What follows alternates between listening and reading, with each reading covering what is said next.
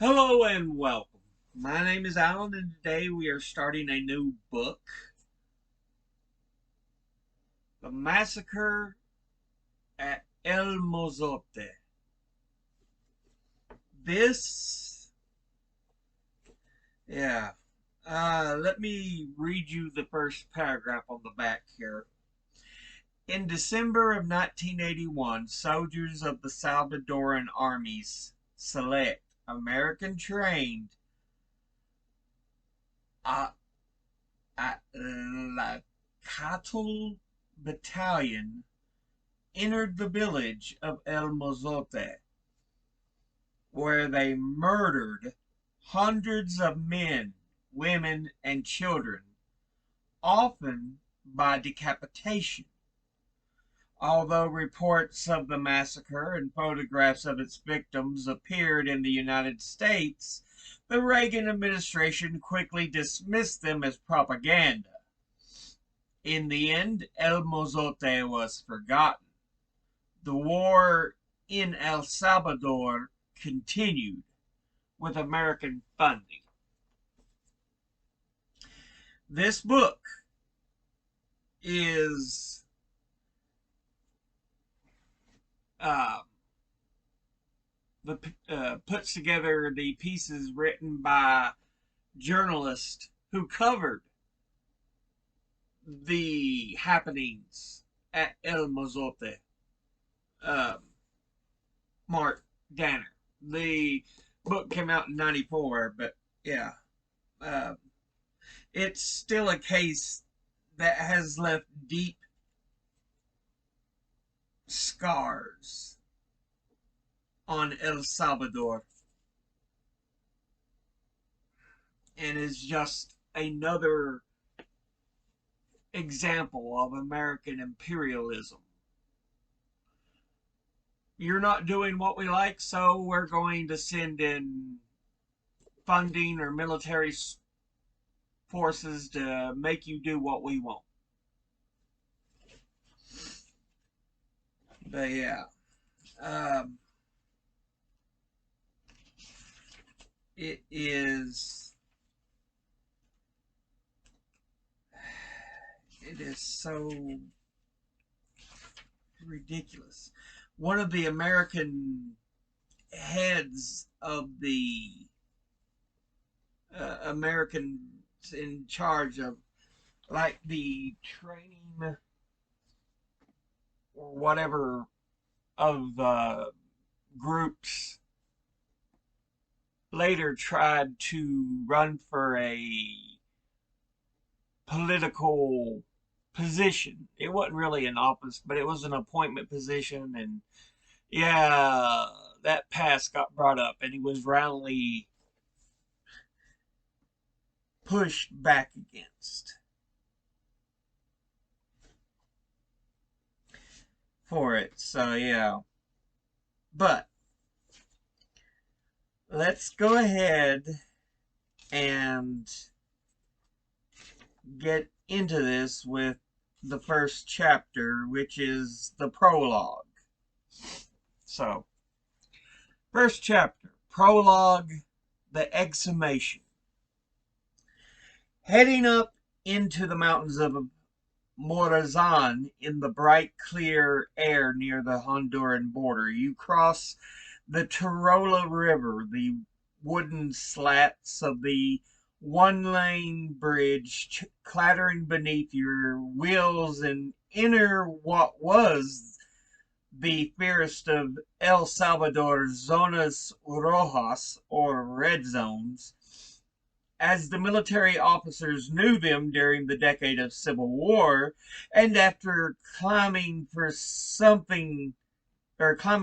time, you take leave of the worn blacktop to follow for several miles a bone-jarring dirt track that hugs a mountainside, and soon you will find among ruined towns and long abandoned villages that are coming slowly, uh, painfully back to life, a tiny hamlet by now little more than a scattering of ruins that is being rapidly reclaimed by the earth, its broken adobe walls cracking and crumbling and giving way before an onslaught of weeds, which are fueled by the rain that beats down each afternoon and by the fog that settles heavily at night in the valleys. Nearby, in the long depopulated villages, you can see stirrings of life. Even in the Arambala, a mile or so away, with its broad grassy plaza bordered by collapsed buildings and dominated where once a fine church stood by a shell-pocked bell tower and a jagged adobe arch looming against the sky. Even here a boy leads a brown cow by a rope. A man in a billed cap and blue jeans trudges along bearing lengths of lumber on his shoulder. Three girls stand on tiptoe at a porch railing, waving and giggling at a passing car. But follow the stony dirt track which turns and twists through the woodland, and in a few minutes you enter a large clearing, and here all is quiet. No one has returned to El Mozote. Empty as it is, shot through with sunlight, the place remains, as a young guerrilla who had patrolled here during the war told me with a shiver, espantoso, spooky, scary, dreadful.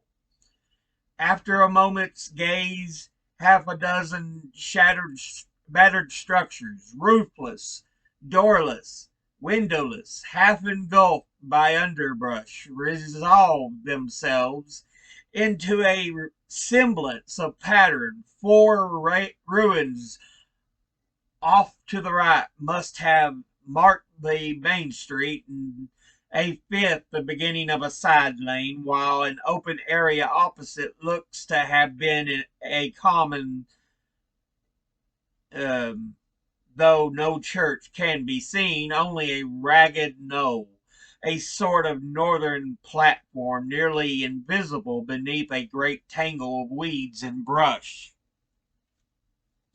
Into this quiet clearing,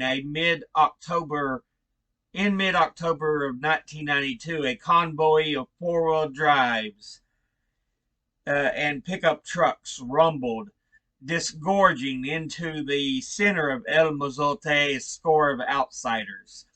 Some of these men and women, most of them young and casually dressed in t-shirts and jeans and work pants, began dumping out into the dust a glinting clutter of machetes, picks, and and hoes. Others gathered around the hillock, consulted clipboards and notebooks and maps, poked around in the man-high brush. Finally, they took up machetes and began to hack at the weeds, being careful not to pull any, lest the movement of the roots disturb what lay beneath. Chopping and hacking in the morning sun, they uncovered bit by bit a mass of red-brown soil, and before long they had revealed an earthen mound protruding several feet from the ground like a lopsided bluff, and barely contained at its base by a low stone wall. They pounded stakes into the ground and marked off the mound with bright yellow tape. They stretched lengths of twine this way and that to divide it into quadrangles. They brought out tape measures and rulers and levels to record its dimensions and map its contours. And then they began to dig. At first they loosened the earth with hoes, took it up in shovels, dumped it into plastic pails, and poured it into a screen large enough to require several people to shake it back and forth. As they dug deeper, they exchanged these tools for smaller, more precise ones: hand shovels, trowels, brushes, dustpans, screens. Slowly, painstakingly, they dug and sifted, making their way through the several feet of earth and crumbled adobe, remnants of a building's walls. And by the end of the second day, reaching wood beam splinters and tile shards, many now blackened by fire, that had formed the building's roof. Then, late on the afternoon of the third day, as they crouched low over the ground and stroked with tiny brushes to draw away bits of reddish dust, darkened forms began to emerge from the earth, taking shape in the soil like fossils embedded in stone, and soon they knew that they had begun to find in the northeast corner of the ruined sacristy of the church of Santa Caterina of El Mozote the skulls of those who had once worshipped there. Here and there the skulls had been crushed by the falling brick, and 11 years' sleep in the acidic soil had stained them a sickly coffee brown. But there could be no doubt about what they were, and by the next afternoon the workers had uncovered 25 of them, and all but two were the skulls of children. Later that afternoon, the leaders of the team, four young experts from the Argentine forensic anthropology team, who had gained a worldwide reputation for having exhumed sites of massacres in Guatemala and Bolivia and Panama and Iraq, as well as in their own country, piled into their white four-wheel drive vehicle and followed the bumpy, stony road out of El Mozote. Slowly, they drove through Arambala, waving to the smiling little girls standing on their porch, and out into the Calle Negra, the black road, which traced its way up the spine of the red zone, stretching north from the city of San Francisco, Gotera, to the mountain town of Perquin, not far from the Honduran border. At the Black Road, the Argentines turned left, as they did each evening, heading down to Gotera, but this time, after driving past the rough hillsides planted with patches of sorghum and corn and maguey, this last a cactus-like thorny bush that looks like tousled dark green hair. After passing the low-slung wood plank buildings that housed the boot factory and the craft factory and other shops the exiles had brought back with them from the Honduran refugee camps 2 years before, they came to a stop in front of a small house, a hut really, made of scrap wood and sheet metal and set along the banana trees some 15 yards from the road. They got out of the car, climbed through the barbed wire. A kind of gate had been fashioned from a forked tree hunk, and called out, and before long there appeared at the door a middle-aged woman, heavy set, with high cheekbones, strong features, and a powerful air of dignity. In some excitement, the Argentines told her what they had found that day. The woman listened silently, and when they had finished, she paused, then spoke. "No le dije?" she asked. "Didn't I tell you? Si solo se oía aquella gran gritizon. If only you could have heard that enormous screaming.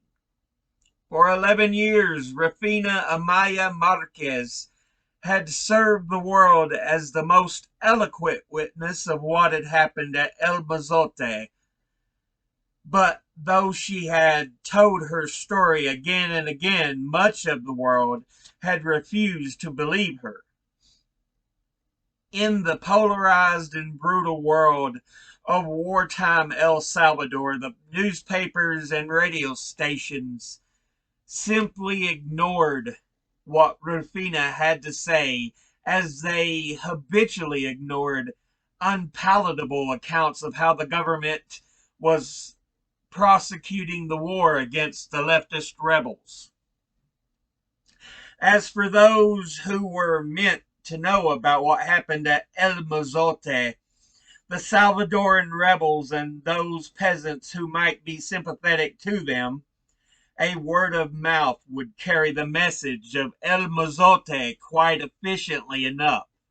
In the United States, however, Rufina's account of what had happened at El Mozote appeared on the front pages of the Washington Post and New York Times at the very moment when members of Congress were bitterly debating whether they should cut off aid to a Salvadoran regime so desperate that it had apparently resorted to the most savage methods of war.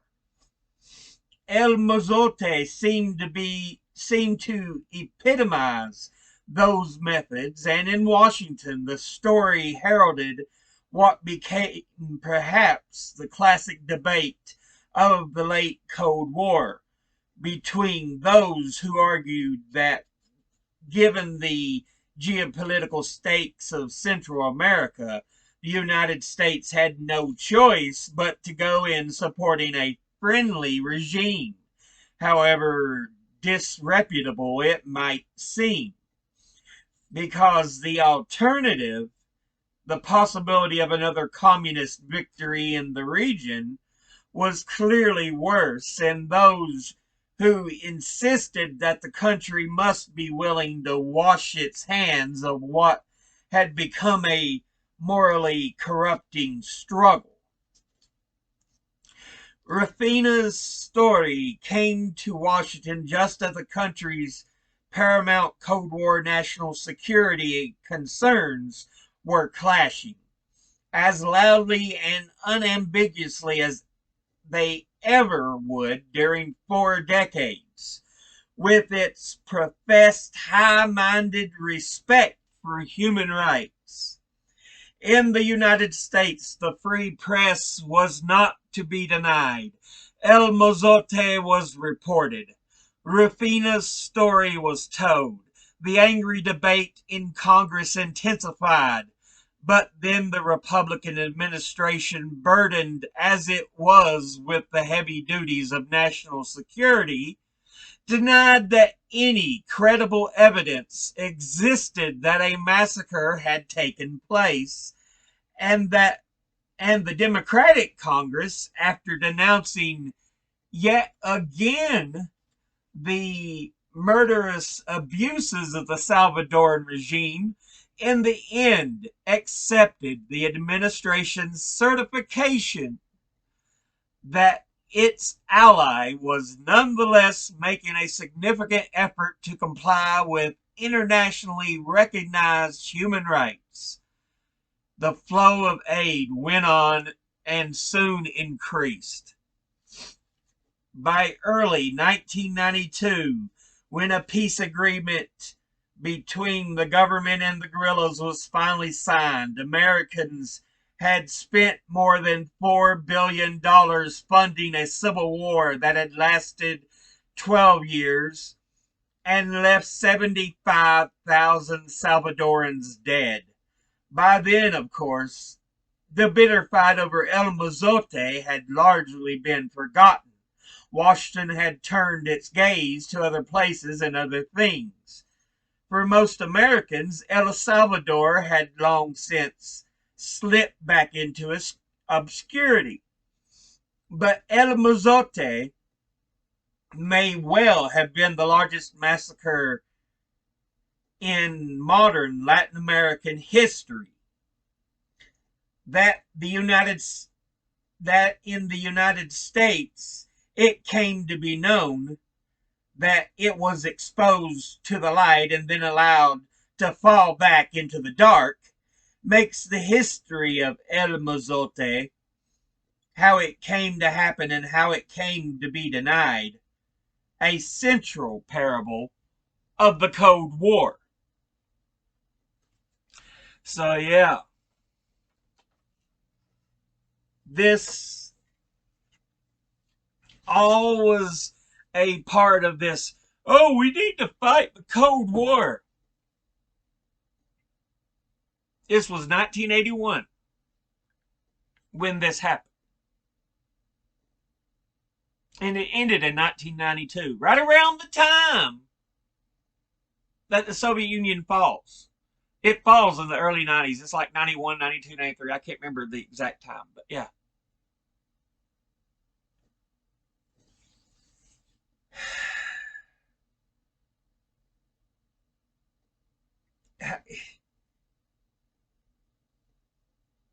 You know, and today people often try to deny that, oh, America hasn't dabbled destructively much into Central and South America.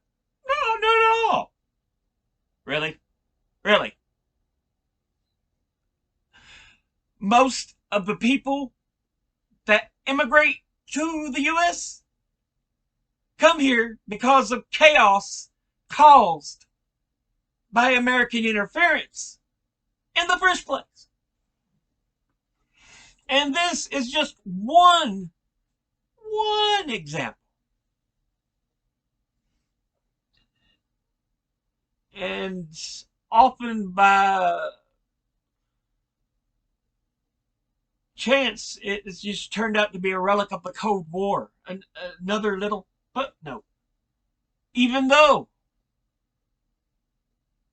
it was a despicable incident and a devastating moment. But yeah, we'll be getting into the next chapter in the next episode, which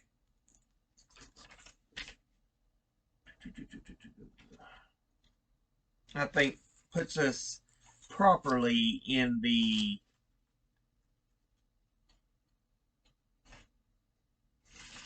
actual situation.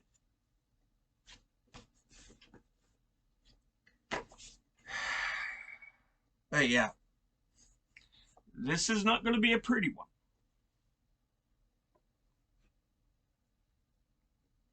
But I'll go ahead and end the episode here. As always, educate thyself. Think, read, study, learn. Someone tries to tell you something you have trouble believing, ask them to cite their sources. Appreciate y'all for watching. I'll see you all in the next one.